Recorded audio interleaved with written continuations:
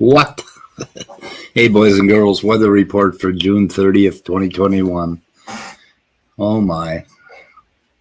What's happening out there? Oh, Sygard. It's the end of June already. Yeah, God. It happened so fast. Sygard and RJ Downard oh, my God, am I going to start on Sal already? Mispronounces his name, and I think they almost do this on purpose. But anyway, RJ Downard and Sygard had a very interesting discussion on modern day debate, and I think it was, productive. There was a paper mentioned in there by Denis Noble on teleology, which is something we might get into. It's kind of interesting. And then there was an after show on Sal's channel, and that was a reason for the icon here.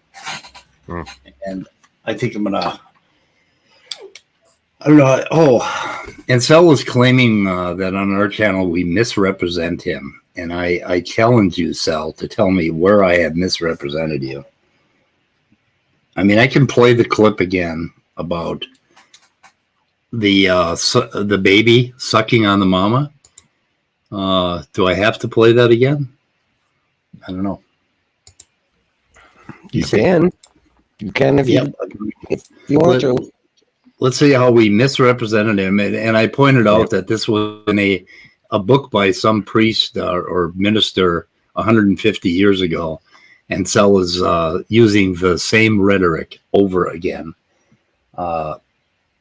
So we'll play that real quick, and then we'll get on to the Danny part, and then we'll get on to the Maddox part. Let's see here, Chrome tab. Yep. Let's see how we misrepresented what he said. Whoop! I gotta do the thing here. And I said, how did it evolve? So a baby is born and he starts sucking on the mom's area and trying to lick up the sweat. And area? It evolves into a milk-bearing breast. I said, I noticed that area. You not starve to death or quicker dehydrate. And of course, well, we have a phylogenetic reconstruction. I said, that's not adequate. How does it not die in the process? Yeah. And that's just, why would the baby be wanting to suck up the mother's sweat? If you had a different... It could be electrolytes. Yeah, but electrolytes aren't going to keep them alive. They'll keep them alive what's longer. Step one in that process. But I was just saying, in a sense, this whole thing is synapomorphies to finding a clade. You can identify things that are going to be tough transitionals. That was one I looked into it, and I said, okay, you might be able to kind of eke out some explanation. It won't hold, but it really does look kind of suspicious. Anyway, so I don't see where we're misrepresenting them, saying that is just, pure drivel. So they're thinking that women's breast milk is a special creation of God? Yeah. They think everything is a special creation of Everything. God. There are other creatures that have mammary glands. That doesn't really make it so special. Well, they would. Yeah, that's a good question. Why did God happen to create all mammals with mammary glands, even with some of them with independent origins, but nothing else has mammary glands like mammals? Why do you do that?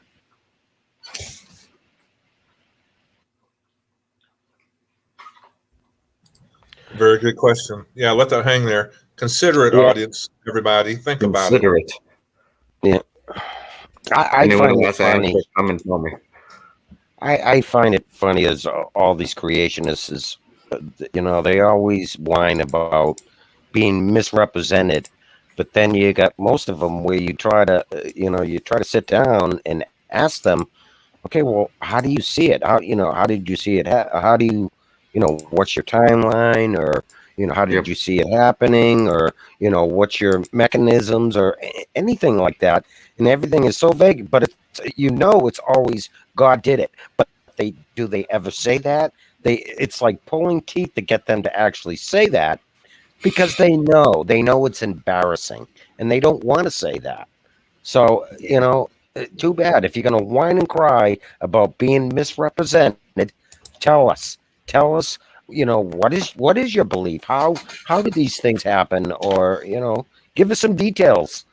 Okay? And then you won't, people, otherwise we have to try to interpret or try to figure out what the hell what your beliefs are, or so that's Yeah, I mean, it's It's the scientific community isn't buying what they're putting out because they don't understand it, or because they're misrepresenting them, or because they're suppressing the truth or whatnot. It's because they haven't proposed a model, like a coherent, testable model.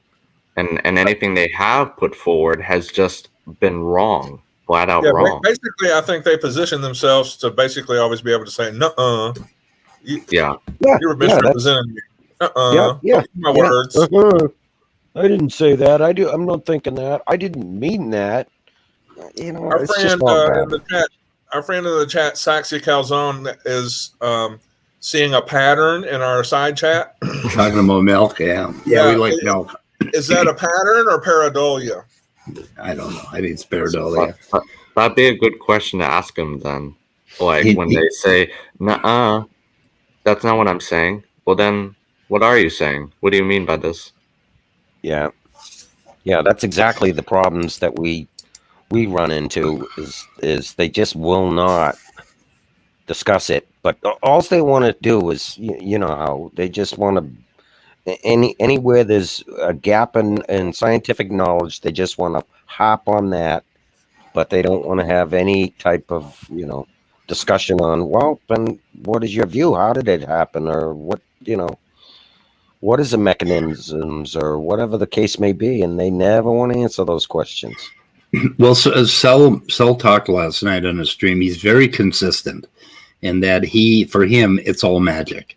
It's all miracle, right? Yeah. So he believes that Jesus turned water into wine. Jesus rose from the dead, and he says, "Why not more miracles?" And he asks this of Saigar. He says, Right. "Sai, do you believe? Do you believe in those miracles? Well, why don't you believe in the miraculous creation of life?" So Sal has this consistent position that it was a miracle, which is consistent, but it also allows him to invoke a miracle instead of answering any questions about how did this evolve. Yeah, which is kind of fucking convenient, right? I mean, speaking of, oh, go ahead. I was done. Oh, well, speaking of Sai, I wish I can talk to him sometime, because he seems like a good guy, and he seems like a good scientist in the fact that, unlike these other creationists, or these other people of the community, I should say, sometimes the distinction. Hey guys, I have to go take care of something. I'll be right back. Okay. I was just saying that sometimes, like talking about the natural and supernatural, what can be investigated, what can't be investigated, things like that. And I like how Sai put it, where like you can kind of treat them as separate until they overlap.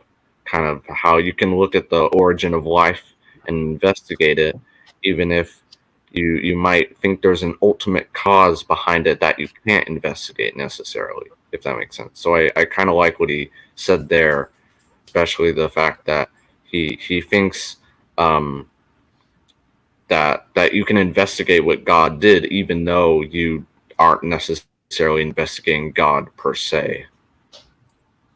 And I'm sorry, Andrew, I didn't hear. Who were you referring to? Was this Sai you're talking about, or Yeah, or Saigar. so, I saw him say that too, or I heard him say that, I should say. Yeah, and I agree. At least you're willing to continue to look for that natural explanation, and you can still attribute it to God. Like God Right. is just natural. Yeah, I guess. I don't. Yeah. Yeah, I just find them as separate. Like, and I agree with him that like when I never thought about this way. Like when you bring up, or when most atheists bring up the example of Thor and lightning, or Zeus and disease and a demon or something like that, I don't think it's the right way to put it. Like, we found an explanation, but we haven't discredited the supernatural in the fact that how can you investigate something that by definition you cannot investigate? It's kind of it's just beyond the reach of science, and those kinds of explanations haven't been discredited or refuted per se. They've just been kind of put to the side. Right. Because It's just there's nothing you can do with it. yeah, Right? it's philosophical at this point. Occam's razor and simplest explanations, no add assumptions and whatnot, and that's kind of the main thing going on here. Not necessarily, oh look, here's X observation, therefore God exists, or something like that. Right. There's a bunch of interesting undercurrents with Christianity, and particularly in Western thinking. There's one thing is that they hate the world, they hate material, they hate nature. I mean, the only way that they can like nature is to see it through God's glory. They can't see natural things for the complexity and the beauty that they are. Right. And so they and that comes from this this hatred of what they call the flesh. You know, that is the sinful flesh. And that comes from their hatred of sex, which seems to be the thing. When they talk about the flesh, that's usually what they mean. But then it kind of bleeds over into natural things entirely. So they hate naturalism. I mean, this is just built into the undercurrent of the way they think. But the interesting thing is back in like the mid 20th century, there was this big pushback against materialism, scientism, and science, and that it was reductive and that it was materialistic, right? And what they meant by materialistic is gray matter, you know, like clay, you know, like dead matter. And they described it that way. But there was this thing about reduction in science where you take an entire tree and you reduce it to photosynthesis, right? And you start thinking of, you mistake your diagrams for the actual tree, right? So it's reductive.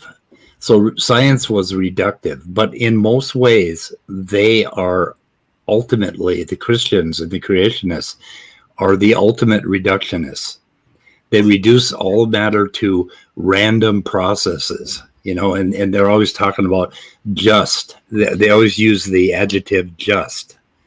So it's just matter, it's just flesh, it's just random processes. Yeah. And so there's this. So I mean, it's like built into the fabric of how they think. Everything for them is in human mind, soul, and spirit, and it's above this earth, and it's not of this earth. And in that regard, I think they are heretics. They hate. They hate the cosmos. I mean, they want to get out of it as soon as possible. When you boil it all down, it's like it's almost like everything's a threat to them, right? I mean, natural sexuality, that's a threat. Yeah, just nature itself, everything that's natural is a threat. You know, atheism is a threat to them. It's like, you know, all they do is whine and cry, and they're just so fragile. And you know, and it's because they believe in magic. So magic is very fragile, I guess. I don't know. I don't. So, by the way, when the apocalypse happens, what happens to all of the cosmos? Is it all supposed to get destroyed? It's a good Yeah, like what question. happens to all the galaxies and stars and Everything's going to burn up? They do kind of neglect the whole aspect of space is accelerating, and pretty soon in a few 15 billion years, all the matter will fizzle out, and the black holes will kind of evaporate. And Okay, they're going to burn the Earth up, and then after that, they're going to let the rest of the cosmos just go quietly into the cold dark. I guess, of course, the standard answer would say, "Well, God just never wrote about it, so we don't know." Oh, yeah, we don't know. Yeah, I think I've heard that. Yeah, because when you think about it, God would have a hell of a time burning the stars up because they're already on fire. Like, what could he do that is beyond fusion? He could drain all the air out of space. Okay. The stars won't have any fuel. Okay, like on this channel, we ask the big questions, like what's going to happen to the stars? Anyway. Yeah, well, we misrepresented cosmology on that one. We also said their stars are not on fire, which is true, but I think Speed was being sarcastic. No, I think I was taking poetic license. Yeah. Okay. Yeah. Do you fucking know what that is, anyone? Leo, do you know what that is? No, Leo doesn't know what that is. I will. However, 10 to the 160 years is a correction for me, which is fine. I just guessed a number. Yeah. That's what it's going dead. Yeah. Yeah. I will say one caveat with that in the future of the universe, not to derail, but like I just want to point this out because it doesn't really get mentioned that much. Is the fact that like the future you described, Scott, is consistent with our models, but it's also the simplest model, so it has the potential to become more complex as we understand dark energy better. Right. Mm-hmm. Yeah. In other words, it's subject to change because all theories of science are temporary and what's the other word? I don't know. Contingent. They're all temporary and provisional. Yeah. Provisional. Yeah. But basically, until what I'm just saying, until we understand dark energy a bit more, because we basically know nothing about it right now. Until we understand a bit better, the future of the universe is kind of up for grabs, so to speak. Because at this point, how constant the dark energy is, for lack of a better description, is kind of there's too much uncertainty. Like we're narrowing it down, and it's getting closer and closer to the simplest model that you mentioned. But there's still some overlap, and we're not 100% sure. So I just want to point that out. Okay. I want to play a clip here to explain the show icon today. So. Okay. At least your haters will put your face on the video. Instead, they just put like a hot dog for me. And they might just so like at least you have that going for you, right? Like that's why that's why you put a hot dog up. Yeah. Anyway, okay, so we had a Maddox clip here. I just want to say I am not a hater of Danny. I know. I kind of take offense to that because I'm certainly not a hater. I don't hate Sal either. I don't hate Sal, and I don't. No, we love Danny. Him. I mean, we love Danny too. I kind of take a little bit of having fun with him. Yeah, there's a part here. There's a part here. I'll play it later on, but it's all the Danny clips because Danny is over there basically. Well, I won't use that expression, but he's cozying up over there, cozying up to the Christians. And there's one part in there where he is so cute. I mean, he has the cutest facial expressions. It's just like you gotta love him. He's like He's like a cross between a puppy and a fucking hot dog, like a weenie. You know, Did you puppy read, dog. read his, he's a puppy his weenie. read his comment? You're reading this. He's in the side chat. He's like a wiener dog. Yeah, we just love him, man. You love me? Send me a link. Send me a link and we shall will see. see. Yeah, well, Yeah. you're probably gonna come in here and start shit, and then it's He's gonna like a be weenie. Yeah, he's not always a weenie. Sometimes he's Danny, you know. And then, but you can never tell. It's almost like all of the women that I've been married to in my life. You can never tell what you're going to get when you open the door. You know, it's just like you never know which way it's going to go with Danny. It's just I don't know. Anyway, but no, we love him. I'll have to show his cute expressions later on. But right now we're gonna. Right. Well, first of all, I wanted to ask anybody in chat or anybody listening if you have any information about this. And Be wrong, but common descent. True. Maybe one of the trees we found. this is about Jeffrey Tompkins. But just sharing this as someone who's done moderate amounts of gene browsing. Or was it? The similarity between us and chimps is pretty strong. And I think it was. I got some flack. I went too far. Maybe I don't know. Well, let's see. I'd just like to comment real quick. I'd rather be talking about Paul F. Tompkins than Jerry Tompkins. Just Jeffrey Tompkins. Paul F. Tompkins. Who's that? You've never heard of Paul F. Tompkins? Nope. Well, he's a comedian. Oh.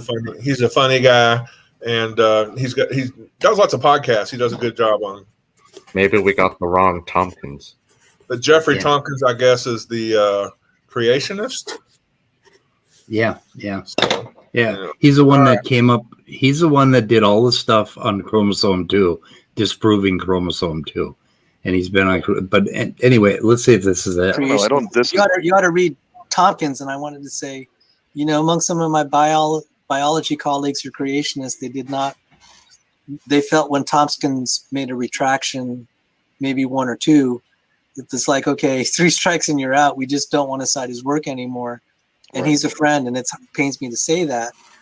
When it comes and so I got to say, we look really similar to chimps. Yes, I mean, sure, we look similar. Pretty powerful. So what the hell did Tompkins retract? Does anybody know the backstory here?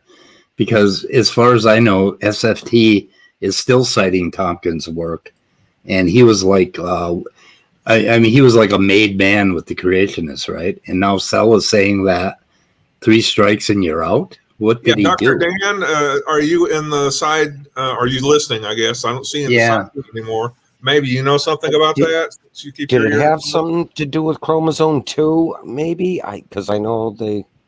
Either that, or I think the other thing Tompkins did is he's the one that said that chimps were only 83% similar or something, 86%. Yeah. And he may have retracted one or the other of those things. Let's see. Tompkins did a comparison with humans and chimps and landed at like 86%. Yeah, but now Sel is talking about he retracted something. He was using a bugged version of Blast. Oh, he had to retract it. Okay. So because of that, the creationists are like blackballing Tompkins. That's interesting. So they do eat their own. So we didn't give him the result he wanted because he had a flawed result. So they got on his back. That seems interesting. That is interesting. Completely unexpected. Well, Sel is going to say we misrepresented him here, but did we? Did he not say 3 strikes and you're out? He's a friend, and it really pains me to say that. But let's see if Sel has a comeback on that and can explain it to us. Anyway, okay, so here's the part that you wanted to talk about, Andrew. So. Yeah, and before you play it, I just want to say what you're about to hear is kind of the standard talking points on this from Maddox and everyone else, but just the way he phrases it and the way he talks about it is so bad that it indicates that he doesn't know what he's talking about. Yeah, normally, right? and we can go for all the mistakes in that, but it's just really bad the way he talks about it. Okay, so how much should we listen to? So it's about 5 minutes. Okay. It goes to about let's see, yeah, 245-ish. Let me know if you want a Danny Kent. Okay. It's pretty Um, powerful. Yeah, but Sal, here's the thing. I don't. The whole Tompkins thing doesn't really. I don't really care about that. The we look similar to chimps in terms of coding and such. Well, let me put this in a different context. So, what I was just referencing in relation to the CPG island was I was thinking about that in the context of a paper I was reading today on human chimps cognitive function and the stark. I'm talking like 83 to 19%, and I'm talking about those kinds of differences in methylation and a variety of epigenetic factors that are dynamically altering the overall gene expression, right? And I got a Danny Kittens here. So he has been going on about this, how shocked everybody is that humans and chimps have differences in the brain. Okay. And everyone knows that in the hominid line, something very drastic happened to our brains, right? They're 3 times the size. I mean, and he's acting like this was a surprise. We thought that when we say that we're very, very close to chimps, that we're also saying that our brains are identical to chimps. No one has ever believed that. In fact, what defines hominids is all of the changes that happen in the brain, and we've known about it for quite a few decades. So anyway, but I don't know why this is such a shock for him, but he talked about it on a couple other streams already just recently. So anyway, okay. Also, hey, Atheist Jr. Hey, how's it going? Did Danny grow a mustache? Oh, he's growing. I was so surprised that he had facial hair. Yeah. I thought I didn't really think that he had reached puberty yet. So anyway, well, maybe he just did. I don't know, like in the last week. But anyway, we'll move on. Across the different cell types. We have a message from. This is why, and I was kind of referring to this a minute ago. From who? Oh. Dessel Dre. Yeah. Dessel Drace is so consistently wrong about. I mean, like I explained, a lot of his ideas are right, but Dessel Drace is wrong in the universe. I mean, he's wrong at a fundamental, like a particle physics level of wrong. Okay. Well, so, anyway. or Speed. I don't want to go too much on Dessel because we did have an awesome chat private yesterday. Oh yeah, his ideas are fine. It's just that I'm just saying that he's wrong at a fundamental particle physics, like quantum level wrong. Dessel is. So anyway, that's why I did an appropriate response. I gave him an appropriate response in there. So where I saw that. If you're wrong on the quantum level, does that mean you're both right and wrong at the same time? Kind of, yeah. Yeah, that's no, it doesn't. Yep. Anyway, I think we should put him and Deemer together, and they can fight out this metabolism first thing someday. Maybe I'll get Deemer to come on. Anyway, okay, we're moving on. Go with Andrew is I honestly think that a lot of this stuff with phylogenetics, it's part of the reason I don't disagree with some of the points you're making, Sal, but at the same time I don't think that it actually creates the level of potential certainty that people think about it when you're actually looking at it from a very, very small frame of reference in relation to the overall genome. Very, very small. Yeah. It's like cool. Very, very, very small. Okay, pause. There's a bunch of 10 millimeter, 8 millimeter, never mind. 15 millimeter bolts that are being nuts and bolts that are being used. What? Across multiple different. What the fuck is he talking about? Bolts? He's talking about things that are very, very small, things that are, a few millimeters in length, and he's talking about nuts. Oh, okay, I get it. What I think he's trying to get at with this analogy is the fact that sometimes you use coding regions in phylogenetics and sometimes use non-coding regions. Right.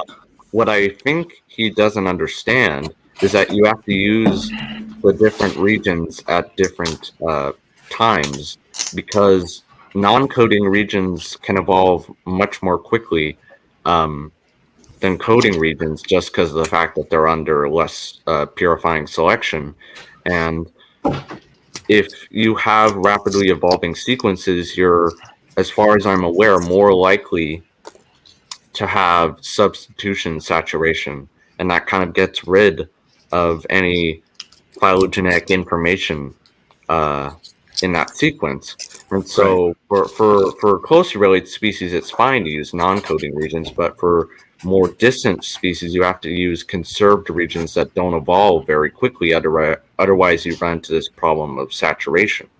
So I don't think he understands that you have to use these different sequences at different times and different branch points. For different purposes. Yeah, for different purposes, yeah. Yeah. And that just struck me as, yeah. I'm still confused. Was he talking about squirrel nuts, or was he talking about he's nuts? Because if he's saying he's nuts, then I can fully understand that. But, yeah. Oh, Speed, can you highlight just Walking Fish's comment? That was the other thing I was going to say. Yeah, exactly. Even with non-coding regions, both coding and non-coding regions find chimps closer to humans than any other species. That's the nested hierarchy again. Right. So it doesn't matter what information you look at. It's going to differ, obviously, in the percentages. But, like, either way, chimps are unequivocally the closest, or maybe chimps and bonobos. Erica can correct me on that. But that group is unequivocally the closest related group to humans. I believe it's chimps. Yeah, that would make sense. I don't want to get Erica offended or anything. So the other thing that Sal Cordova goes on about is in these protein folding AI things that they're using.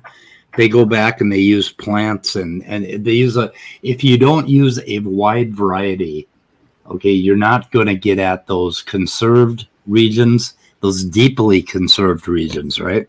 Right. That go much deeper. And if you want to find out about how proteins fold, they're going to fold the same way going way back, or going maybe from an animal to a plant for some genes. Yeah, you also want regions that are not too conserved, but also not too variable. Like you want just the right amount of change there so you can measure it. Well, for protein folding, you're looking for the things that are highly ultra conserved. Because those are the things that are going to affect the folding, and that's why the algorithms do not work. But he says that it's because God did it that way. God gave us this wide variety so that we could discover God in proteins. Is what is something like that. Maybe, and I hope I didn't misrepresent you there, Sal, but I'm pretty sure that's where you were going with that stuff. And he mentioned it on a few streams in the last month. So, but hey, I actually Googled this. So Dr. Gibbo in the chat said that chimps are more related by a slight margin. It's actually bonobos are 98.7% related to humans and chimps are 98.8%. Oh, wow. Okay. That's cool. So yeah, varies literally like a 0.1 percentage. Yeah, and did anybody notice that somebody posted about finding Neanderthals that were 100,000 years old? Where did they find them? Okay, I think they found them at an abandoned Kmart. An abandoned Kmart. That makes sense. Okay, here we go. Chris Peacock. 9 Neanderthal skeletons at a cave in Italy dating back to 100,000 years. Holy shit. Okay, the link to a video is in, Chris put it in the side chat. Here's a link to an article about it in the private chat. Okay. That dates back to May, I believe. I do want to make a correction. Thanks, Monkey, for Banana and Marshall.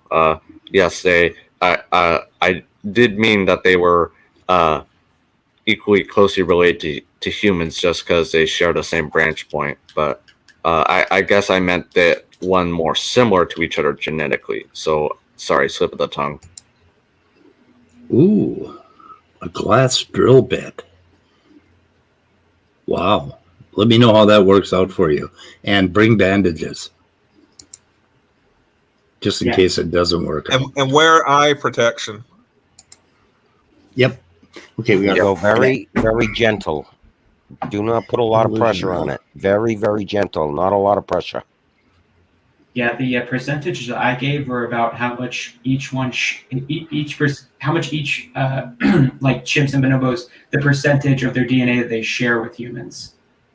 So really, it's negligible. I mean, you could basically say that they're dead even, really, because if you talk about 0.1 percentage, I mean, that's probably within an error margin, you know. Ha! Look at this. Dessel was wrong. See? See, I told you he was just plain wrong. He's more wrong than he can ever. I hope he can survive this. He's so wrong that he's admitting it. Oh my God. Yeah. Wow. Yeah. When you get that wrong, that's really bad. Oh, that's really wrong. That's just way wrong. You don't want to go. You never want to go full wrong. Yeah, that's bad. That's bad. Okay, so let's see something about. That's like Otangelo wrong.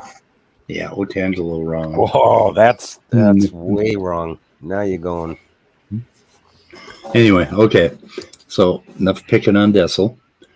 So Nestleg is going to talk on Vandalia Saturday about photosynthesis and its evolution. Oh my God, that will be cool.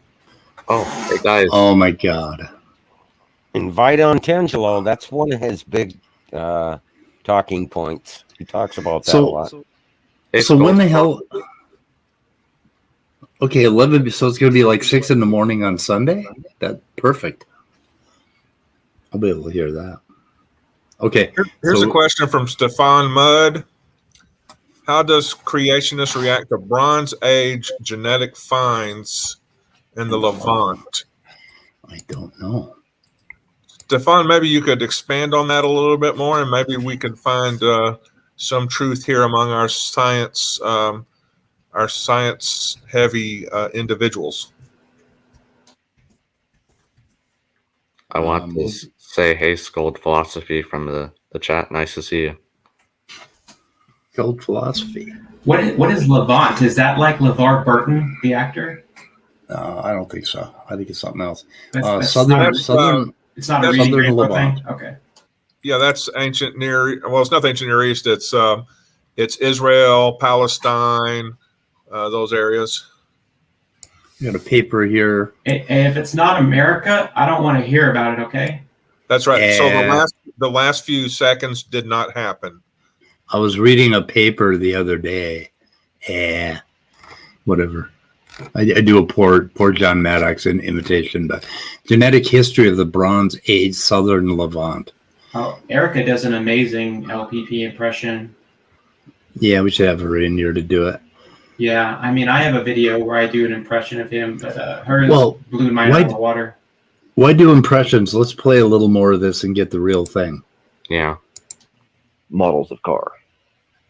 There's a bunch of screws and like, okay, I don't really, that's awesome.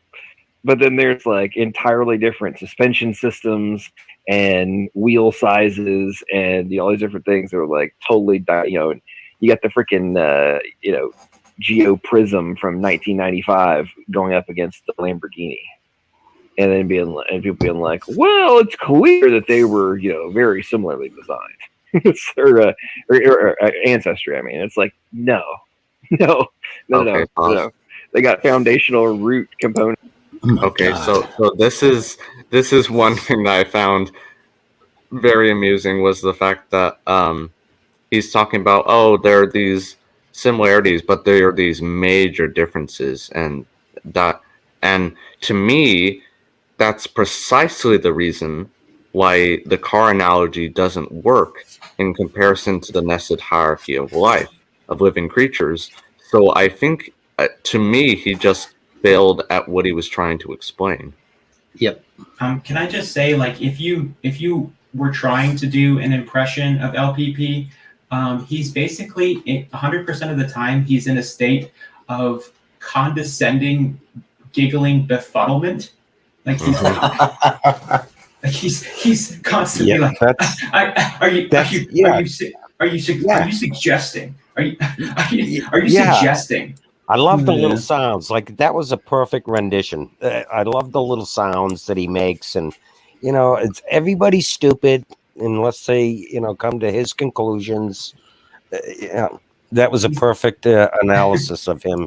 Yeah, AJ, he's so perfect. pleased with himself. Yeah, so thank you. Yeah. Well, I always put in side chats and things that I'm so thrilled to be in the presence of the smartest Christian on YouTube, because he's just amazing.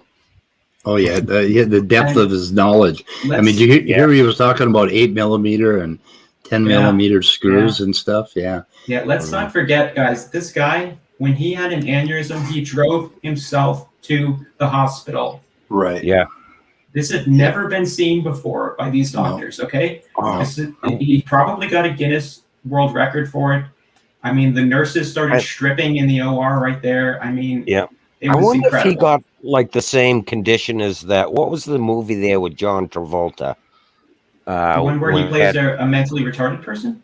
No, where he becomes an angel or something, or he gets powers. He had the aneurysm, or he had cancer, or what? He had something. Lightning with his brain. strike. It was a lightning strike, wasn't it? Oh, Bruce Almighty. Yeah. Yes, but that's what triggered it. But he discovered, eventually they discovered that he had a brain tumor. I think eventually it was. I forget the name of the movie now. But he became brilliant. Remember, he was just an average guy. Yeah. And then all of a sudden he became brilliant, and it was because of the tumor in his brain. Yeah. So that's probably something similar to what happened to little Pee-Pee there. He had that aneurysm, and then after that, he became Phenomenon. That's the name of it. Phenomenon. Yeah. Yeah, and he, so little Phenomenon. Pee-Pee's probably. Phenomena.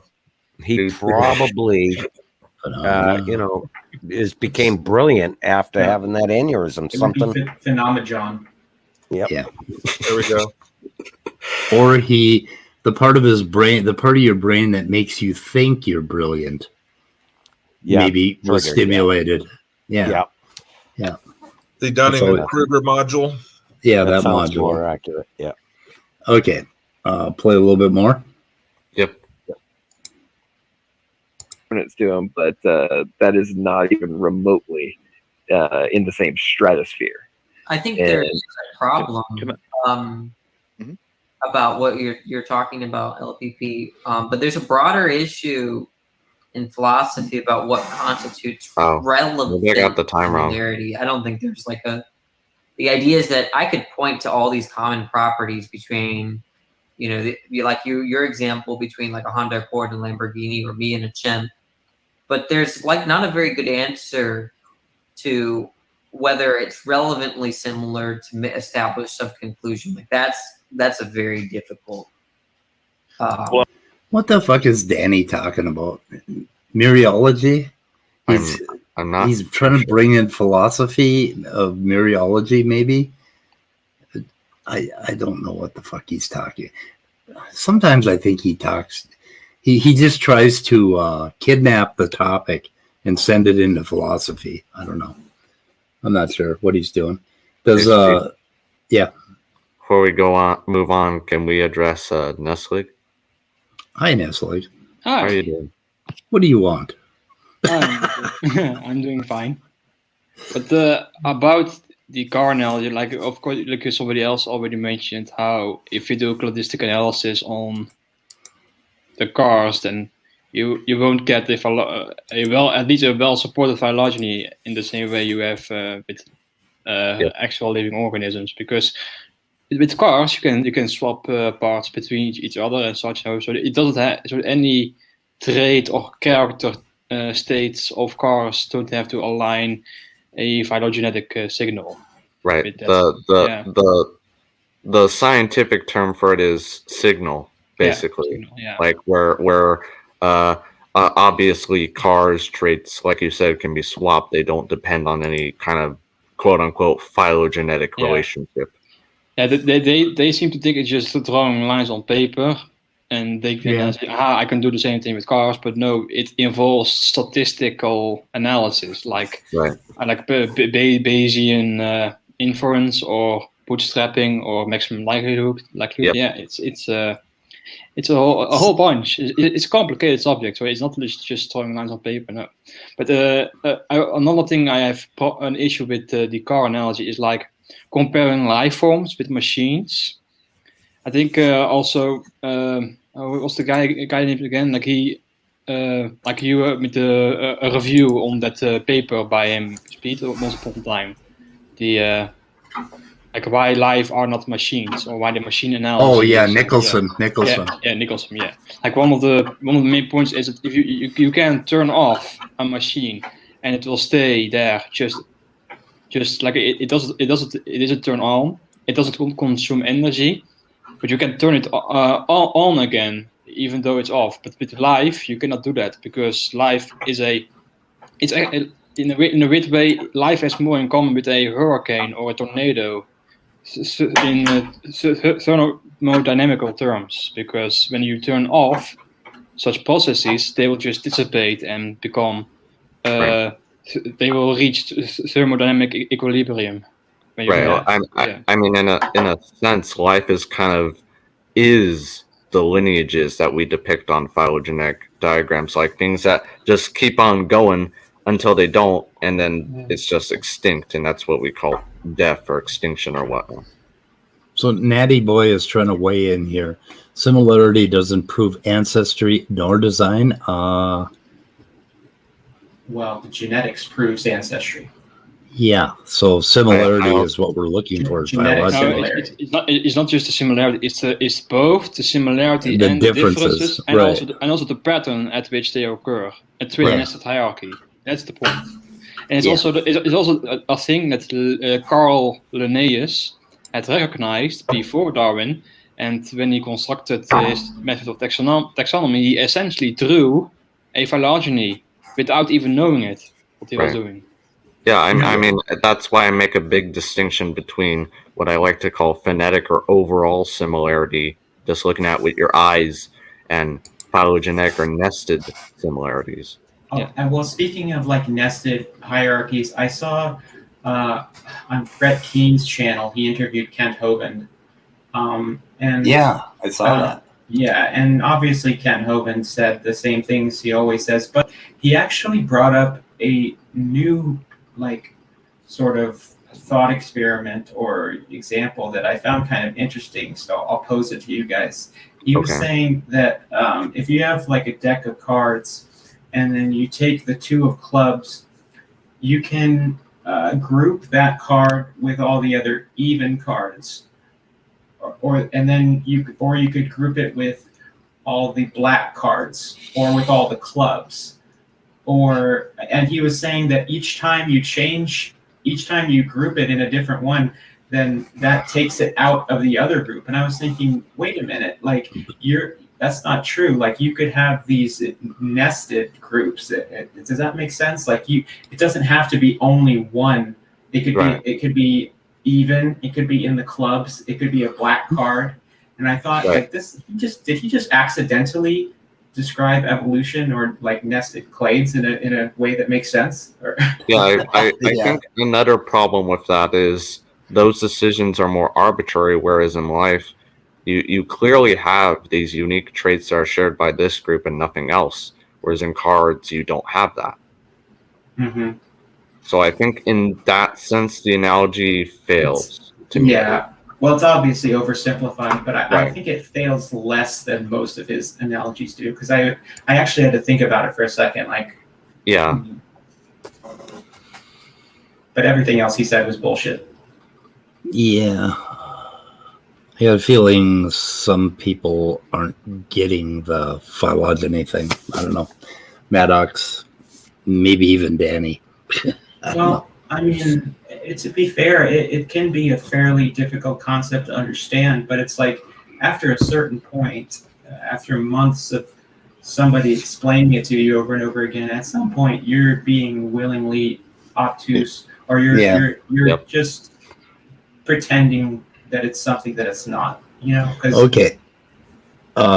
Guts had given Andrew and I guess myself, I would like the three of us to get together, maybe with Demeter, 11th Dimension, and take a look at the UCSC genome browser and try to do a little bit of phylogeny ourselves, like do some of the work, because there are some genes that I'm pretty interested in.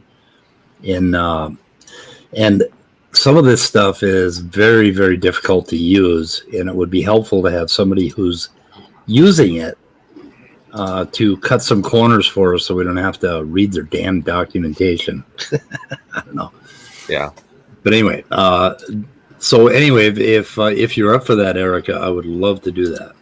Yeah, walking fish too. So it would be cool to get together and try to use some of these tools. And Demeter knows a hell of a lot about them. We did a video a while back where he showed some of it, and I need to go review that and get up to speed. But anyway, and then we can use maybe Mega or something and try to run some stuff on our own, which would be really helpful. So, and then we could maybe, start reporting on some of that stuff and interpreting it and making more sense out of it. She wants to recruit Just a Walking Fish for that as well. Yeah, I saw. Yeah, I mentioned that. Yeah, Walker. Okay. So anyway, okay. Speed, did you timestamp any of Dr. Dan's and Little Peepee's, the little section that they were talking? Did you? No, I didn't get any of that. Oh, you didn't get? Oh, yeah. Well, Little Peepee was being a dick to. Yep. Dr. Dan over talking them. And, yeah. Oh, really? Dr. Dan and Sygart were having a great conversation, and then Little Peepee had to interject there and start, giving Dr. Dan a hard time, and he was just being a dick, over talking him. And it was ironic. Later, I heard him saying that, "Oh well, Dr. Dan just always wants to start fights and things like that." Yeah. What I've never known Dr. Dan. What he means by that is he is too smart for me and it makes me angry. Yeah. Yeah. Little Peepee was basically pulling a Darth Dawkins, and anytime Dr. Dan tried to respond, he would just overtalk him, and so it was basically that type of tactic. Answer my question. That reminds me of Sal's attitude towards Swami Das. I think he knows intellectually he's outclassed. Yeah, well, part of Sal's problem with Swami Das that he did those two opinion pieces in the Wall Street Journal, and he sort of said that creationists should have basically they should be stamped with this is a creationist, right? He didn't take that too well. I think that was where he really had a fall. But I think he had like a falling out in Reddit, and that goes back years and years. So he's always had kind of a thing. And that was because he's pretty much outclassed. So anyway, there's a part here. Now, I don't want to misinterpret Sal, so we'll listen to his own words on this particular part. We were done with the Maddox part, weren't we, Andrew? Or was there more? I think Andrew stepped away. Oh, okay. We'll play this part here. Because I reject non-miraculous. I reject totally naturalistic origins.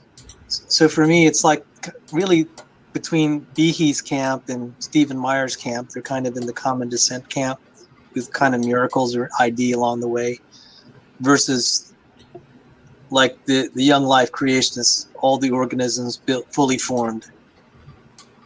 And that. So I don't know why. I don't know why they would actually have an objection to naturalistic. Like, do they think that God? It's impossible for God to make life in a naturalistic way, like, or yeah, do they just say like, oh, right, so the Bible just has miracles, so it just happened by miracle. Yeah, this is that weird consistency that he has, that everything has to be miraculous, nothing can be natural. Nature is just incapable. So God created this natural world that's incapable of anything, It all has to be done by miracle, and he reject. He says, basically, the world is God's sandbox. yeah. So, yeah. He rejects naturalism, and then another place which kind of shows how he thinks, and that's why this guy is not and never will be a scientist. As I said, the way I think common ancestry is going to be broken is with a young Earth. That'll settle it. But that's just kind of mean. Yep. So his hope. Is he young Earth now? Or was he already young Earth? I thought he was an old Earth creationist, right, or not? No, he's always been young. Well, he's been young Earth for a long time. Oh, so my bad. Yeah. My bad. Who gave Danny a link? Well, I've been putting him out there for Nestlig and others, so he just popped on that. You can let him in. Like, come on, I like give him a chance. I like Danny. No, I don't like Danny today. Anyway, okay, so let's see. So anyway, there's that. He believes that it is going to be geology and physics and a young Earth that is going to tip this, because I think he's kind of, well, he says evolution is already done for that. He's already disproven evolution. So now he wants to move on to these other things. So I think this is foreboding what is to come, what will come in the future. Young Earth is our only hope. Obi-Wan. Anyway, let's see. So I don't know what else I had here. Is this where they get going on us? I'm not sure. I think I'm not going to. They who must not be named were being critical of your attitude towards the church because they didn't want to hear you out in terms of what you could offer education-wise. And I think they totally just misunderstood the current. Well, many churches are just landscape. It's not like they're not okay. So interested in young Earth creationism, right? They're not interested in apologetics / in general seriatology, theology. Period. They're okay. So because we're atheists, we don't know what churches are interested in or not interested in. Wasn't he Sal Cordova churches though? Wasn't just now when he said they are not interested in apologetics and whatever? Wasn't he describing the mindset of churches? Danny, you're in the side chat. Okay, so so a while back we were coming.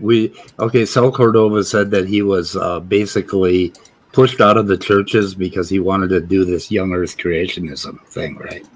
And we came back at Sal. For the reason that I came back at Sal is for wanting to teach young Earth creationism to children, which I consider child abuse. That's my opinion. That it is something that you just do not want to teach to children. You don't want to teach stuff that is completely pseudoscience to children. You can't really do anything about it if they're doing it in church. It's when they go into the public school arena where it becomes problematic.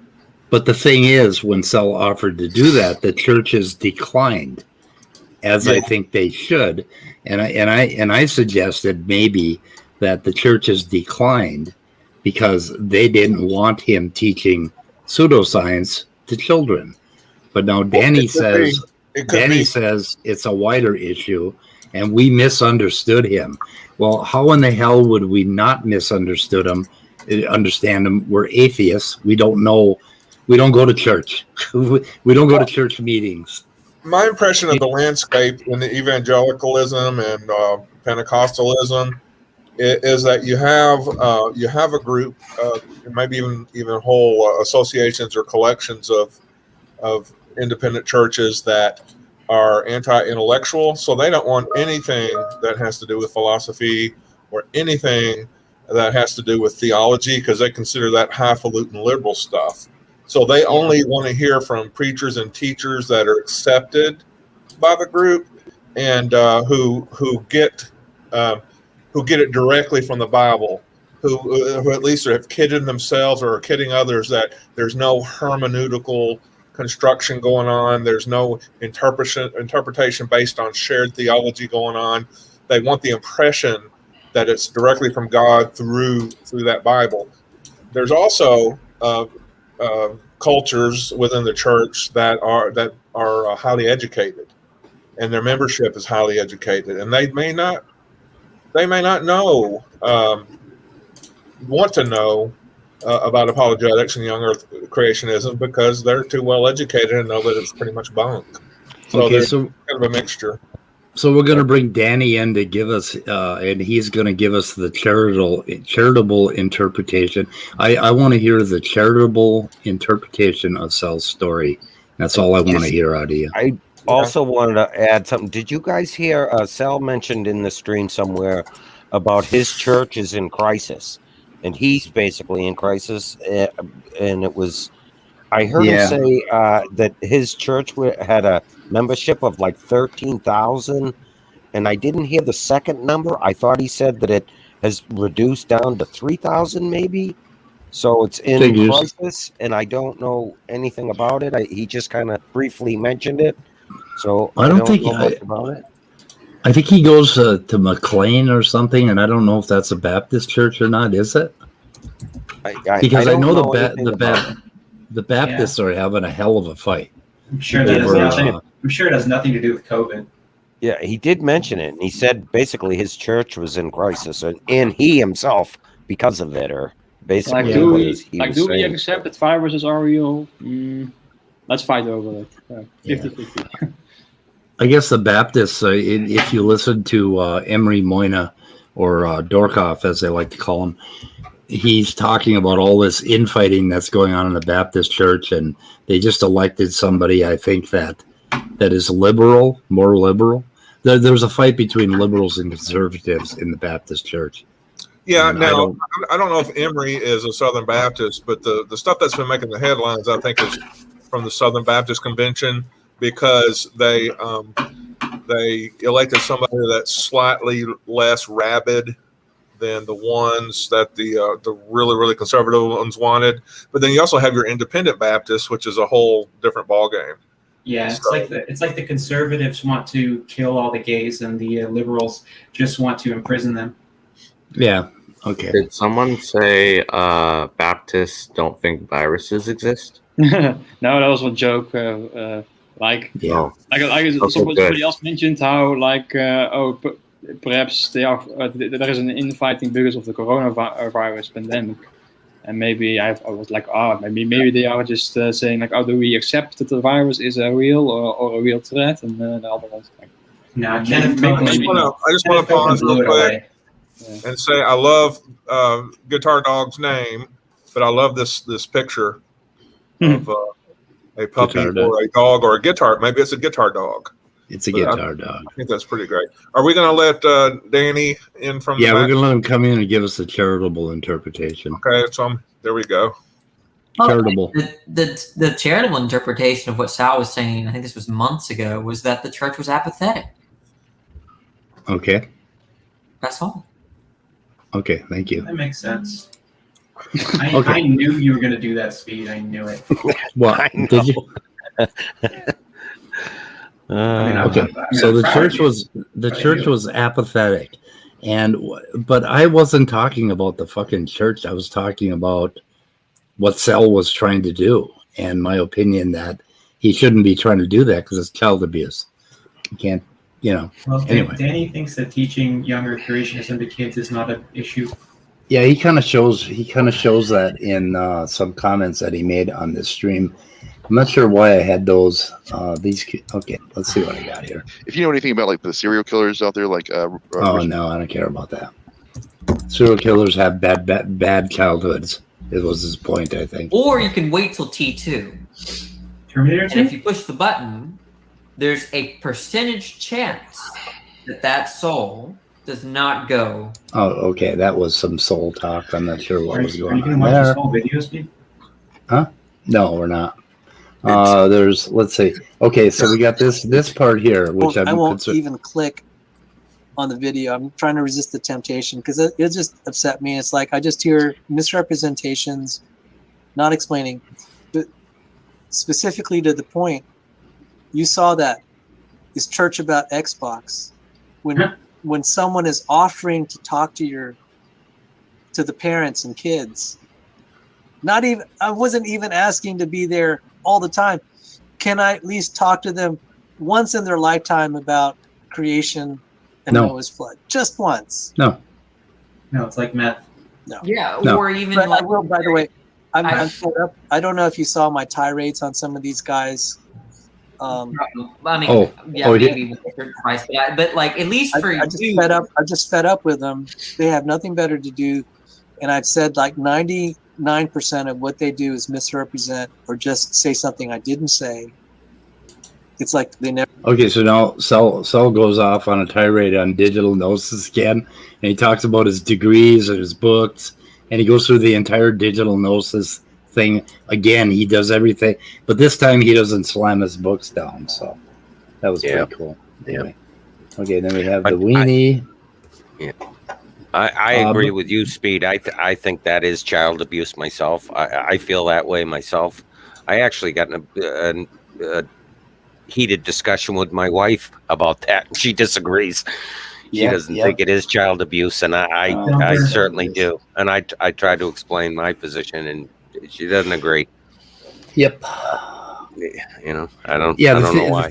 The thing about Sal being misrepresented, that's why I wanted to play that clip again where he's talking about the baby happens to lick the sweat off the mom's area, whatever the fuck that means. And I did not misrepresent that at all. And if Sal wants to talk about mammary gland evolution, we have a whole bunch of stuff that we're lining up for that. So How is it that you misrepresent Sal when you just play his videos? I know. And comment on them. So I don't know. I'm not sure what we got here. They say that I said things that I never said. I want an example of something he never said that I said he said. And if I did make a mistake, we'll find the clip and we'll go back and we'll take a look at it. And I will admit that I fucked up. But I don't think I misinterpret this guy. Creationists, it's like we don't have to misrepresent what they said or like cut together clips of their videos to make them say something they didn't already say. The things that they actually say are stupid enough on their own. I know. Yeah, we don't need the Exactly. When you can invoke magic on everything, how can you misrepresent them? It's just everything's magic anyway. So it's pretty hard to misrepresent them. Yeah. And I don't know.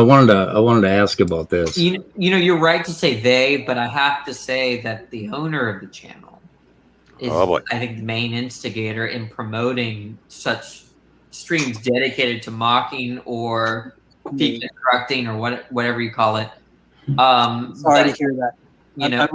I'm sorry to hear that. Thanks for telling me. I'm sorry to hear that. I was hoping that wasn't the case. Sal didn't know that. That person and I. I love how they can't say your name, Speed. Yeah, I know. Mention your name. Danny fucks up, and Danny fucks up and refers to me at one point. But anyway, there was another part here that I want to shut the sound off till I find this. Let's see if I can play that part. Nope. I just wanted to show how cute Danny is. Sometimes he's so cute. You just wanna pet him. Yeah, right there. There it is. Yeah. Oh, look at that. That is so cute. Anyway. Like a bunny rabbit. Yeah, so am I the one that instigates this mockery, or is it something that we all kind of like join in? I don't know. I mean, is that what I've done with this channel, is create a mocking channel, or do we ever dig into the science enough? Should we dig into the science more? What the hell do you guys want? Because I kind of want to dig into the science more. And as far as mocking, the mocking comes from frustration, and they do it to us too, right? We're both frustrated with each other's ideas, and we're, and agreed. I don't know, but what the hell, what should we do? And what whenever would be the you right push thing? back, when it's a scientific issue, whenever you push back, you always dive deep into that specific, right? You did it yesterday. I think so. You know, yeah, And if- you do. if they So, want- if they want- like you said, what more do you want? Like, If they want to talk about mocking, like, I can only speak for myself, but I try to make it a point if I'm talking about somebody that I don't necessarily like. I don't make fun of other people's personal appearance. I try not to call people stupid. I wouldn't mock somebody for something that they can't control or some fundamental aspect of who they are or how they were born. So, like, I think, you know, there is some sort of good-natured ribbing back and forth. This is the internet, but I think, you know, there is some sort of etiquette, and I think that that's only fair. And I think that so theists, I don't want to hold Sal accountable for people like Smokey and Wilk and Kate, but I feel like they're the ones that cross the line a lot more often than people in the other side do. I mean, Maddox, he never mocks, you know? I mean, Yeah, that's all he does. All he does is call people stupid. yeah. It's all Every sentence condescending that comes out, bullshit. every sentence that comes out of his mouth is that. So that's why I say it right back to him all the time. So I don't know. That's what he deserves. That's why I won't debate him. Because if anybody who debates Maddox, all he's going to do is just throw a bunch of word salad at you. And then when you can't understand what the fuck he's talking about, he's going to act like you're stupid for not understanding his bullshit. And then You're he's not going getting- to do an after show with his little fucking lame friends and giggle about it and call you stupid. You're not getting down to the microscopic context of the situation, AJ. It's That's the pigeon chess tactic, like crap all over the board and fly to your flock and proclaim victory. Yeah.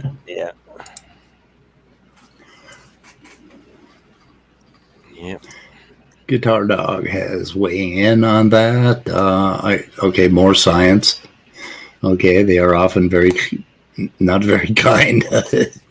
And only attack what they say. Well, the thing is, okay, there was a discussion yesterday, and I said it was a deeper discussion. I think we had it with Otangelo. It's basically about mocking the person. The thing is that with creationists, you almost have to get into their mindset in order to understand how they think.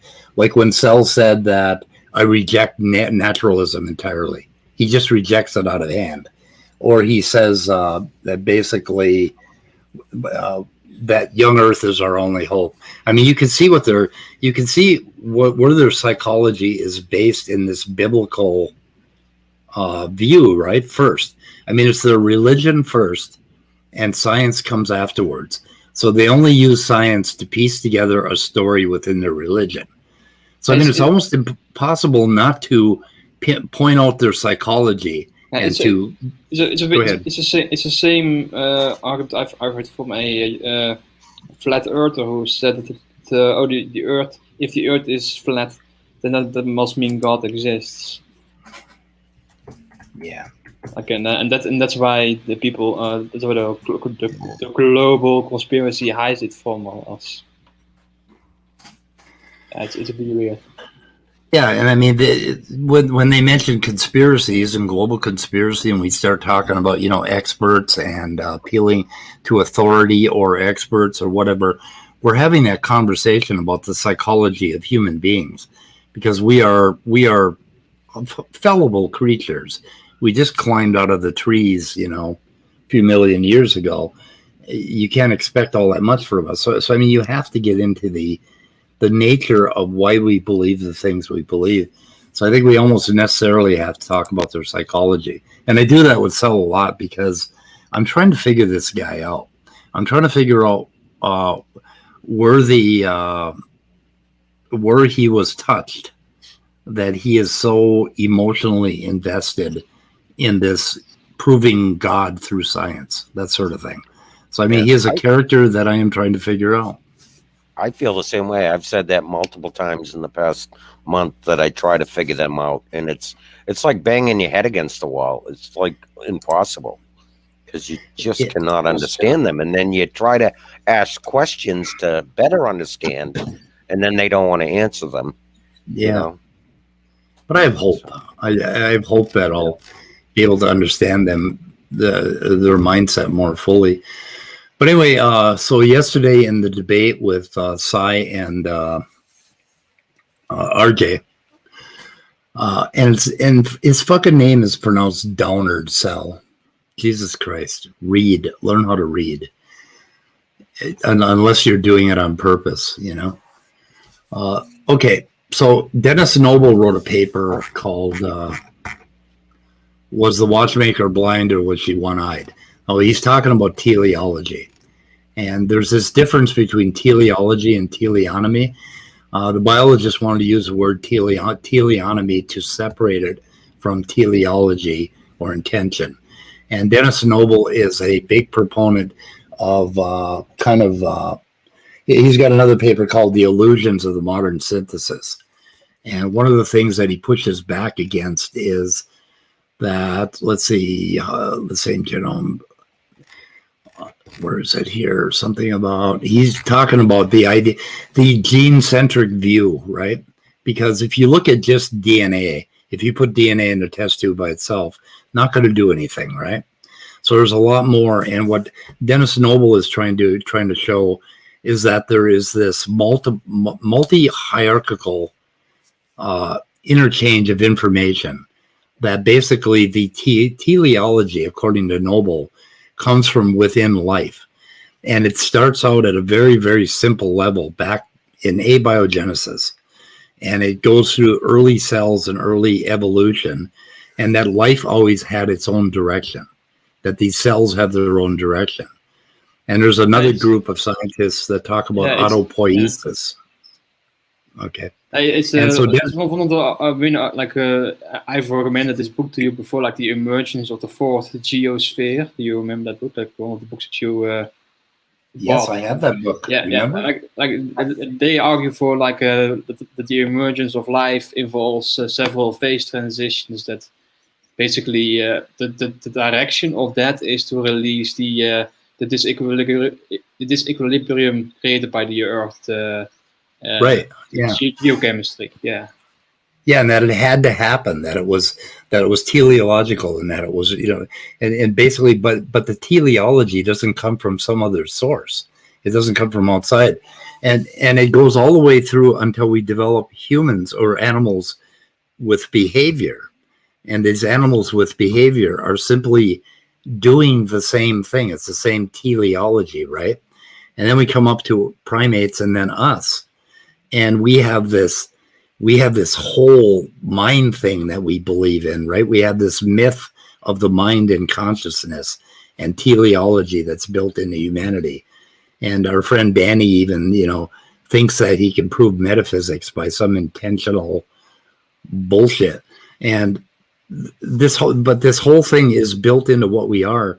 And Noble sees it basically as going all the way back to the beginning, that life's teleology is within the life itself. It doesn't come from outside, which really pushes back against the idea of a God that created that teleology, right? Well, I wouldn't say it is proves God, because you can't have a science it's almost against the rules to say that science disproves God, because science only speaks about the net. Right, Right? But yeah. It does say that we have no need for the God hypothesis. The teleology is built in. Cells are autopoietic; they're self-maintaining. It doesn't mean that there is no God. It just means that we can figure this out. We don't need a God or invent a God to explain this. Yes, Danny, I am a coward. I'm afraid of things. I walk around my room with a gun, mostly armed, because I'm a coward. Okay. Well, to be fair, I don't think you give him a fair chance to respond to your objections. So yeah. Why would I? I don't know. If you are you interested in having a conversation with him or not? Well, I have a conversation with him, but I'm not going to have one of those shit shows with him. Where I bring him into a group of people. I'm willing to have a one-on-one with him, and we've had a couple of really good, productive one-on-one conversations where we've been able, where I at least have been able to understand his ideas.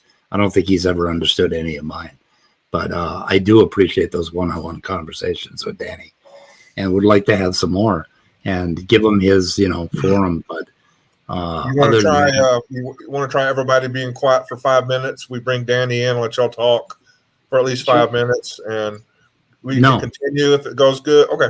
All right. no, I don't want to talk to him today. Not after that shit with Sal last night. So I don't want to. Yeah, he's a weenie, and that's the most important thing to know about Danny. Is Danny is a weenie. Anyway, so the Denis Noble paper. Okay, genomes and phenotypes are far from being equivalent. The mismatch works both ways. The same genome can be used to generate many different phenotypes. Same phenotype can evolve through many different genome variations to such an extent that the sequence variations may even be unpredictable. So that is an interesting thing about life and development. And what I want to point out to the creationists is something that if you asked Otangelo this question, he would never answer it, right? It's that when you have a zygote, okay, you have a simple one cell. You have one cell. It certainly isn't simple, but it is a hell of a lot simpler than a fully formed human being. And from that zygote, through simply purely natural processes, you end up with a human being. And no creationist will deny that the development from one zygote into a human being is natural. Entirely. You know what's funny? I remember somebody did the calculation about the ontogeny and to and calculates how much quote information or actually a actual definition of information of the creation is the nebulous concept of image with an actual definition of information, and it shows that the information of the organism increases when it develops, and eventually it goes beyond what can be contained within the genome. It cannot all be contained in the genome. It's an emergent phenomenon that cannot be predicted from the genome alone. Right, that's exactly where I wanted to go with this. Yeah. The complexity increases naturally, and they say that natural means can never increase complexity or increase information, and yet we see it every time a zygote develops into a fully formed organism. But they don't like to talk about that so much. And I think going from zygote to organism might almost be more complicated than going from basically our mammalian roots to a full, to a mammal. I mean, the complexity increase in just one organism might be far greater than what happened over the course of evolution. But I mean, as far as, the genome evolving, definitely a hell of a lot more complicated, but that's interesting. It just goes to show that people like Otangelo often say that the genome or the organism is like a computer, and the genome is like a program, but it's actually really not when you consider how weird it behaves like this. With the development, you need more information that can even be contained within the genome to specify every single thing in development. It's an emergent process. Yeah, and the other interesting thing is a lot of that information comes from outside of the cell itself. Basically, the environment that the cell finds itself in. Which is the mother or a seed in the soil or whatever. So it's part of the world. On Myth Vision a couple of days ago, they had a guy named Cobb who wrote a book on the idea of the brain, and he was talking about how different cultures in the past, where they thought the brain was. That most cultures thought it was in the heart, and and he said, oddly enough, some Middle Eastern cultures thought it was in the liver, which he said was oddly specific. But anyway, he went to Aborigines and he finally talked to somebody who understood the past cultures of Aborigines in Australia, and they thought it was a very confusing question. When you asked where in the body your mind was, they said that your mind comes from the ground that you stand in, right?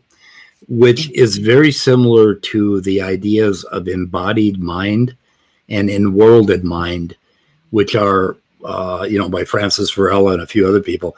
They talk about that our mind is mostly in our body, and I go further and try to point out that our mind is really in the world around us. That most of what happens in our mind is coming from outside. So it's like we may be the hardware, but the software is out there. Tend to put emotions in the heart too a lot, right? Instead of putting emotions in the mind, it's placed in the heart, right? Yeah, because you feel it in your heart. But then oh God. Yeah. Anyway, I'll try to link. MythVision did a really wonderful interview with this guy, and he was talking about this experiment they did with gladiators and pigs to prove that the mind was in the brain, that it was the brain that made you talk. And he talks about basically the whole progression of history of how we come to understand that our mind is in our brain. And of course, now I think we were totally wrong about that. The mind is in the world around us, our bodies and our brain. And so I'm closer to what the Aborigines think than, what modern man has thought or whatever. So anyway, very, very interesting discussion. I only watched the first 25 minutes of it, I think, and I want to watch the rest of it. But let's see. I'd love to have SpongeBob. SpongeBob joins these chats every now, in the side chat. Oh yes, comments a lot. I'd love to have him join in on a conversation sometime. I guess he's joined. Yeah, he's like a standing for truth. Yeah. Everybody accuses I've him seen of him being often in the comments on Standing for Truth. I'm he's almost thinking he might even be Standing for Truth himself. But I know I cannot know that. Everybody accuses of him of that, but somebody said they actually saw him on a live stream once with somebody. A Christian channel somewhere. So he's like it's just his behavior is so weird that he it's almost like he is himself. But of course, he probably isn't. That's all I'm saying. Yeah. I'd love to have him join us. Come in and join us sometime. Mm-hmm. But one thing that also to mention is that we can culture cells in flasks, right? Even human cells, right, Pete? But it's actually interesting. Like if you change the way you grow these cells, like if you provide a scaffold, like for example, if you provide a sponge-like scaffold, the cells will differentiate differently than if you culture it on a flat plastic sheet or something like that. Yeah, depending on their history, there's totipotent cells that can produce everything in the organism and the part of the placenta and a bunch of other things. And then there's pluripotent, which can produce almost every tissue in the body. And then multipotent, I may have that wrong because it always confuses me. But they can produce a number of different tissues within like an organ, that sort of thing. So, I mean, it goes, the thing is the cells become further and further programmed by epigenetics. Yeah. So that it's more like it's like canalization. I don't know if you know the image. Canalization. The valleys and such. Like when a cell is pushed down into the bed, it can no longer go another path, or maybe sometimes could still. Who is it? Yeah, canalization. Who is it that came up with canalization? I think it's Waddington, right? Waddington. Yeah, Waddington. Okay. Yeah. It's sort of like the flow of a river. The river digs itself a trench, and it can only flow within that trench. Yeah. But within that trench, it may branch around and move around a bit. But it's pretty much defined a niche. And one of the things that they've done with some cell types is they've been able to take them all the way back to the pluripotent level, where they I think you meant I think you maybe reversing. I think totipotent is like you can the zygote is totipotent, and some cells are pluripotent. Like you can have many different cell types. Well, totipotent is like the zygote is totipotent, and then it goes to pluripotent, and then multipotent, and it gets further and further refined as it goes along down this hierarchy, which is interesting. But anyway, let's see what else in this Noble paper. There's a part here where, let's see, the feedback process. Okay, the feedback processes require analysis of a function at high systems level, network cells, tissues, organs, And he talks about this multi-level feedback is a requirement of goal-directed behavior. So it's almost like the structure of the hierarchy is what creates this thing about goal-directedness, which is pretty interesting. And it differs from neo-Darwinism in implementing the principle that there is no privileged level of causation, whereas neo-Darwinism would say that it's gene-centric, right? And he comes up with the term natural purposiveness. And I cannot talk today, but let's see. How multicellular organisms use targeted evolution of their cells to respond to environmental challenge. Second, to show how populations of microorganisms achieve similar targeted responses. Third, to show how epigenetic inheritance occurs in multicellular organisms with separate germlines. And that part is really interesting. And fourth, to show how the evolution of behavior can use similar processes that have developed agency in their evolution. And I think he goes on and talks about somewhere he talks about teleology. He calls it natural purposiveness, which is interesting. But it's a very interesting paper. Let's see if I can find a link to it I'll try to put a link in the description to this paper. It was mentioned in last night's debate by Saigar. Okay. And I don't know what else we got. Let's see. Yeah, we never dive deep into the science at all ever around here, right? Yeah. I got this far, so maybe we'll continue with this at some other point. But anyway. Well, tomorrow, Dr. Dan just left, but tomorrow we definitely have to timestamp the little conversation he had with Little Peepee and go over that, because Dan made some good points and asked John some questions, and Little Peepee would not even give him a direct answer, and it was interesting. I don't know if you listened to that part of it. But. Me and Dr. Dan are trying to schedule a day for him to come on my channel. Good. What topic? Or no topic planned? It'll be probably like the last stream I did with you at Jackson, where I was just asking Jackson questions. But that stream was a lot of fun, so I'm glad that you came on. Yeah, I hope I was being clear, because it was very late for me, and I was searching for words and my brain just short-circuited, because it was like 3 a.m. back then. I should stop doing that. Go bed too early. Yeah. It mentioned that Denis Noble is also the one that managed to get that goddamn lobster genome lobsters from outer space paper published. What? Sorry?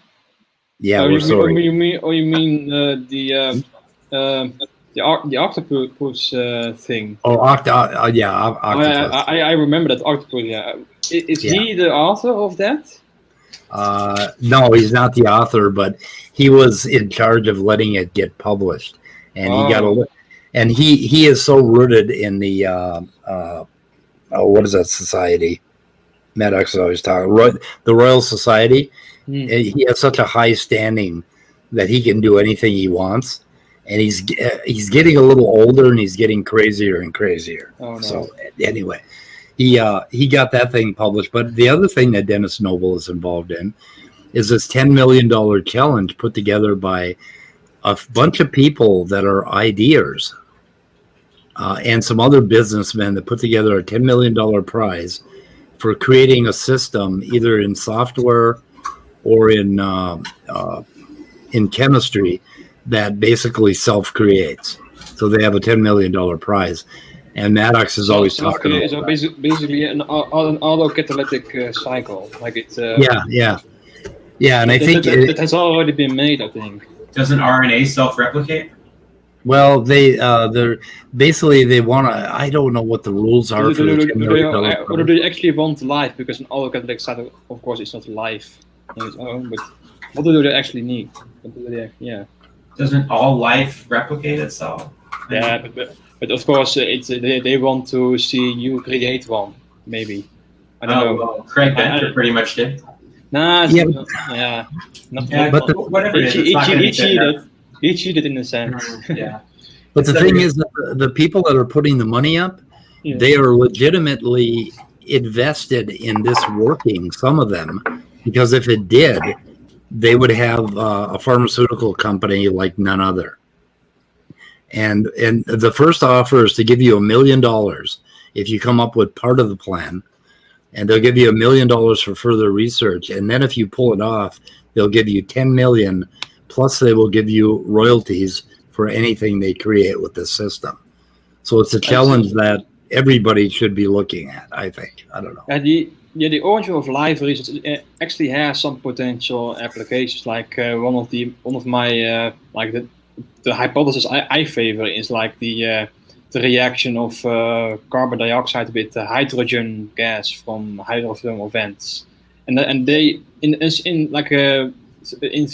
thermodynamics terms, hydrogen can reduce carbon dioxide to create organic chemistry, but there is a kinetic barrier that prevents it from happening. But there are some ways for it to occur, and that conditions are either found inside life, the living organisms. They can break down this kinetic barrier to actually reduce carbon dioxide with hydrogen gas, and it can also happen in hydrothermal vents, or alkaline specifically hydrothermal vents. And if you are able to do the same reaction, then we can basically create a very efficiently fuel for our cars and our planes and such. You guys are good at computers, right? Is this good? Oh, it's got electrolytes. Yeah, that is holy shit. That's good. That's a gigabit connection, right? Well, I plugged my computer directly into the router instead of doing Wi-Fi. No, that's really good. Wow. I mean, we have a really fast connection here, and I don't think I've ever seen mine that high. Well, Is that AJ's? Yeah. That's your new one? Yeah, nice. Well, yeah, my new computer. I've had Google Fiber for a while, though. With Google Fiber, they claim that you can get 1,000 megs, but I mean, it's pretty close. Holy with shit! Wi-Fi, it's like. Yeah, we're going through Wi-Fi in the house here. I got a feeling if we plugged it directly, we'd get a lot better. But I think I get like maybe 600 up and or down, and maybe 400 up, something like that. I don't know. Anyway, let's see. What else did I want to mention about Noble? Can you read my message in the private chat? Do you want me to read it out loud? No, I was going to screen share something, but I wasn't sure if the music is bad. Oh, yeah, that would probably get us struck. So I don't know. Okay. Yeah. Yep, I think so. That is a great show. Yeah. A buddy. Unfortunately. Oh, go ahead, speak. Go ahead. Never mind. Go ahead. Oh, curb your enthusiasm. What we're talking about. I can only watch 10 minutes at a time, because you see the train wreck coming, and I can't stand watching it. It's so cringy that I have to shut it off. I have to I have to meditate and get my emotions in order, and then I can watch another 10 minutes. Yeah, that's how I am with The Office. Like, I forget the name of the episode. It's like Scott's Tots or something, and Icarus 1 gigabyte download. But yeah. So I just tested the Wi-Fi on my phone, and it's 241 download. So. Okay, guys. Let's see. David, you said something? So SpongeBob has been battling, debating people in the side chat, Andrew and several other people. Oh, he's so funny. And one of his big talking points. One of the things he always tries to invoke is it was aliens. All you atheists believe it was aliens. Oh, do we? Panspermia. It was dropped here on Earth, and that's one of his big. So I'll invoke that. That's what it was. Yep. He hasn't brought that up, but I'm surprised he hasn't. He usually does in all the side or the comment sections. He's always bringing that up. Yeah. This pisses me off. If we never see something occur in nature, but it's suspected we could make it happen via intelligent intervention, and it's listening to some that's not accurate reasoning at all. Like it's just a non sequitur. There is no connection from A, B to the conclusion. Yeah, see, there it is. Yeah, but we've never been able to make it with intelligent intervention because it is so complex that nothing intelligent knows how to make it. So, like, basically, we're talking about making ourselves. We're talking about closing the loop, going around and actually creating the life that created us. And we are the only intelligence that we've ever seen in nature. Well, there are a lot of smart animals too, other animals, yeah. If we never see something occur in nature, okay, but it's suspected we can make it happen by intelligent intervention. Basically, we are the only intelligent intervention that we know about that can make tools and do chemistry and all of that. And of course, animals are intelligent, and in some ways, protozoans are intelligent, right? And prokaryotes are intelligent in their own way. But we have never seen intelligence outside of biology, right? Biological organisms. So why would we suspect that something somewhere outside of the cosmos made us? Why would we think that when we can't even make life? I don't know. I don't get it. You get it? So I mean, if they want to talk about evidence, we have no evidence of an intelligence greater than our own. Is that? Did I put that well? Yeah, I would agree with that. I mean, yeah, it's all imagination. Yeah, what they're coming up with. They just add that in. That's completely unnecessary.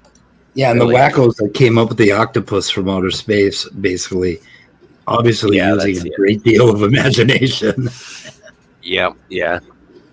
Oh, and if you like Amy streamed the other day, last night when Leo and Immutable were talking to that lady that has the idea that the DNA wraps around a photon or some goddamn crazy thing.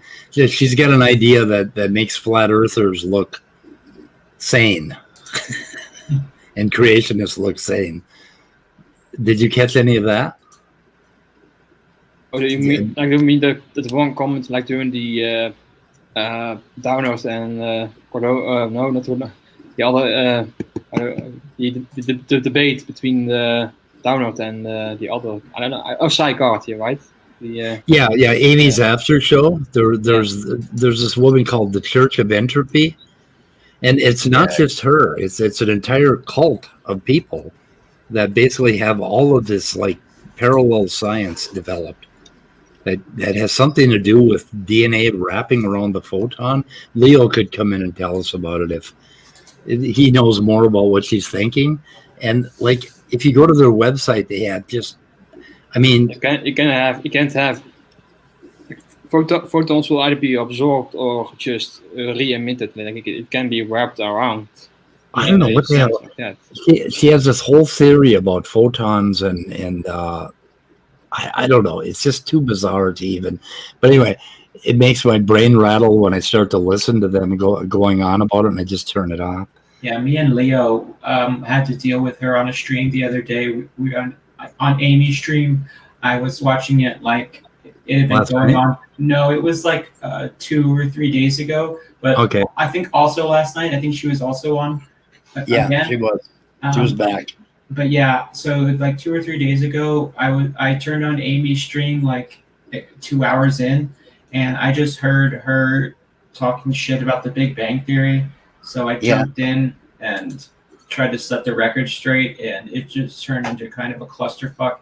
And then this guy named Bubble came in, and I don't know if you've seen him, but he didn't know what the fuck he was talking about. Literally every single time he talked, he was completely talking about something else other than the discussion. And then he kept saying that if human beings aren't, or if life isn't based in carbon or something else, then it must be made of rock. He kept saying that stuff about rocks and rock being an element or silicon being a rock. There are other atoms or elements beside carbon that aren't rock minerals, like. Yeah. But I suspect that the carbon is the only element that can give rise to life. Like you cannot have a silicon base, because like one of the arguments that I distinctly remember from Nick Lane is that the carbon dioxide is really neat. It's like a Lego brick that you can pull from the environment to build organic chemistry. But silicon occurs as sand, so you cannot really use it as easily as you can use carbon dioxide. But yeah.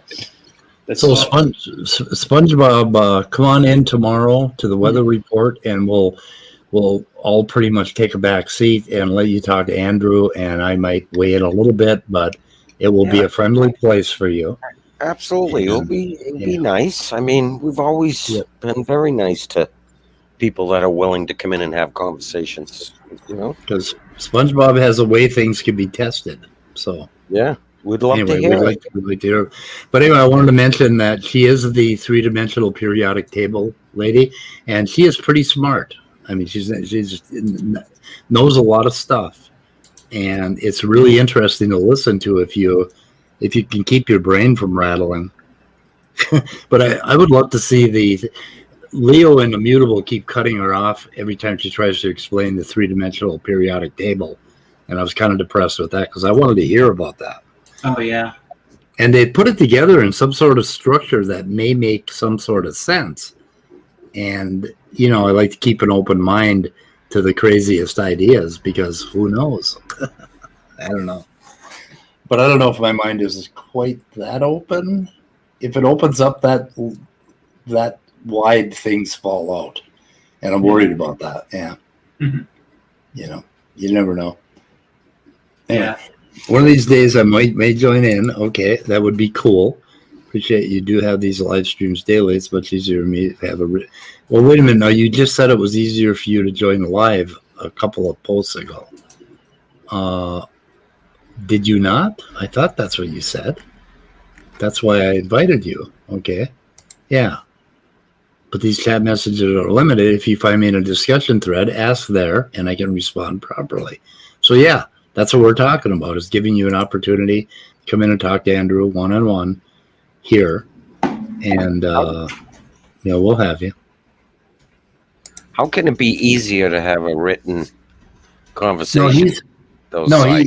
He said before that it wasn't easy, that you're limited to 200 characters, and he'd prefer to talk about it.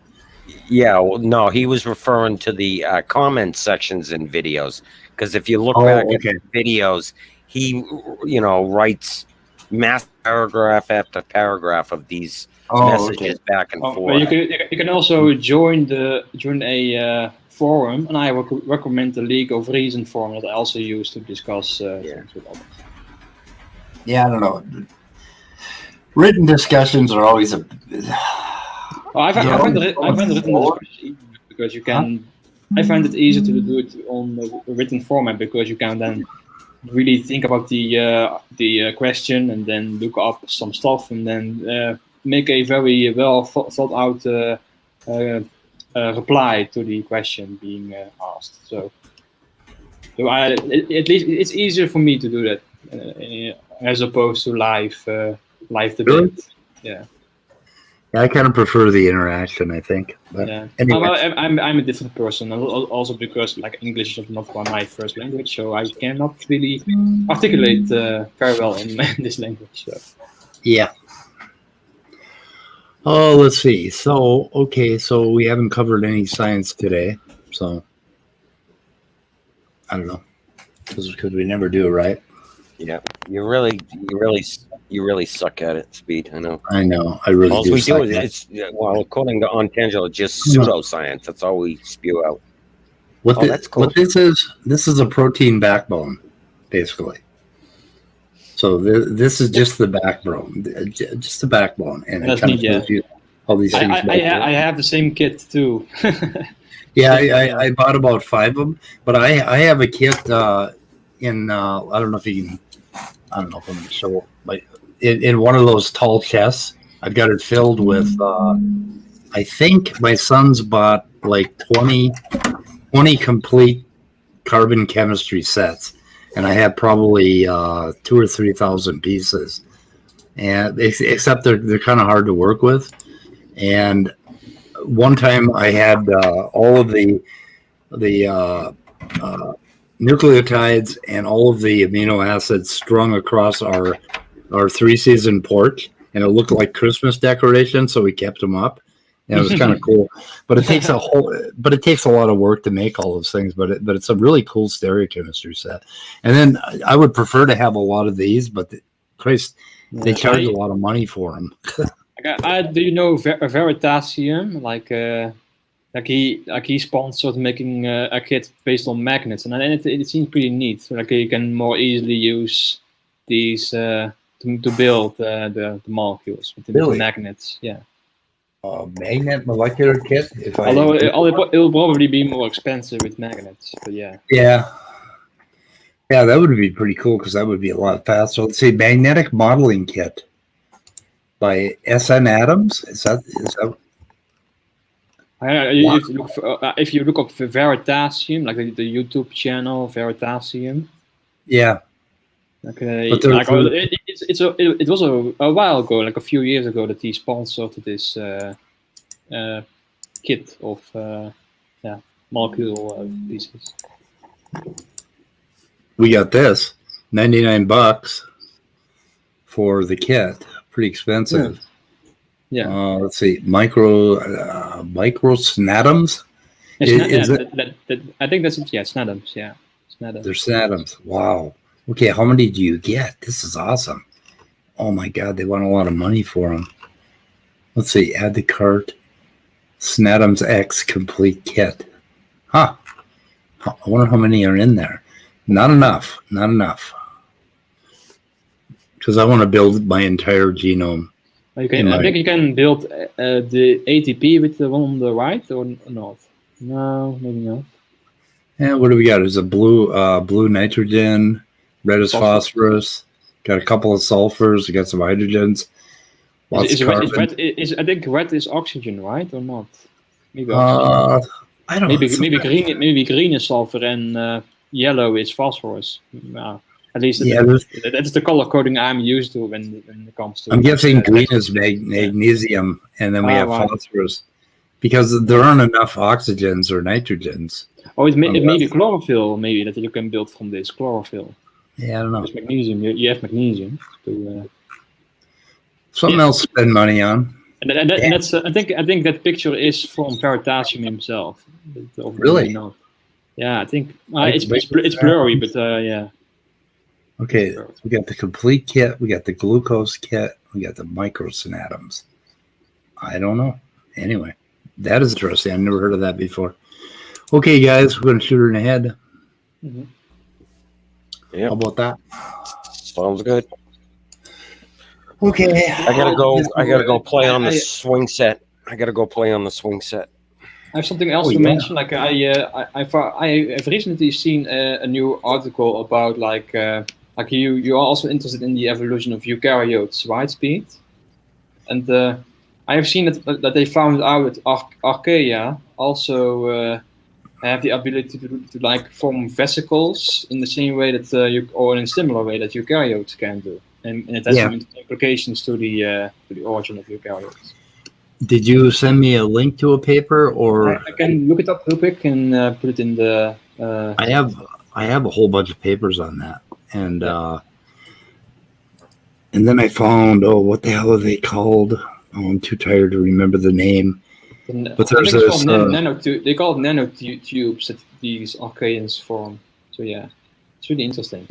I think it's placomycetes. They are prokaryotes that actually have a nucleus. And that was also very interesting. Yeah. They actually have the DNA encapsulated in a membrane. Oh, also I want to mention before we leave, just in case we need to put some science in this stuff, that D-amino acids are important in the structural integrity of cell walls for some or a lot of prokaryotes.